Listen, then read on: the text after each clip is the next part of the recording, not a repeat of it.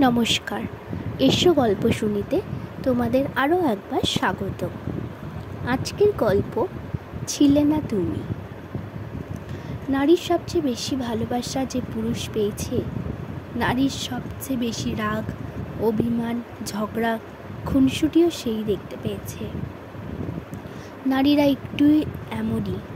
নারী যাকে সবচেয়ে বেশি ভালোবাসে তার উপরই সবচেয়ে বেশি অধিকার দেখায়। রাগ করে, ঝগড়া করে, অভিমান করে। নারী সরলতার প্রতিমা হয়, আবার রাগের উপমাও হয়। সব কিছুই নির্ভর করে আপনার উপর। আপনি তাকে কীভাবে ট্রিট করছেন সেটার উপর। স্বাভাবিকভাবে পুরুষের তুলনায় নারীদের বেশি মুড সুইং হয়, তাই নারীদেরকে বুঝতে পারা একটু বেশি কঠিন। আপনি হয়তো বলতেই পারেন, এত কিছুর পরও পুরুষ কেন নারীকে সহ্য করে যাবেন? রাগ, অভিমান, জেদ আপনারও আছে। শক্তিমত্তার বিচারেও তার চেয়ে সৃষ্টিকর্তা আপনাকে বেশি শক্তিশালী করে পাঠিয়েছেন। আপনি চাইলেই সেই শক্তি, রাগ, ক্ষমতা প্রয়োগ করতেই পারেন।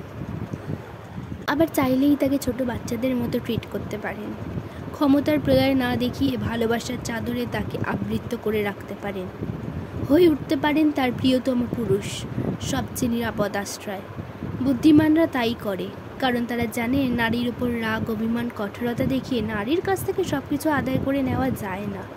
তবে ভালোবাসা দিয়ে নারীর কাছ থেকে পুরো পৃথিবী আদায় করে নেওয়া যায়। নারী এমনই। লেখায় মেহেদি হাসান শুভ্র। আজকের গল্প এতটাই। ফিরে আসছি পরবর্তী কোনো গল্প নিয়ে।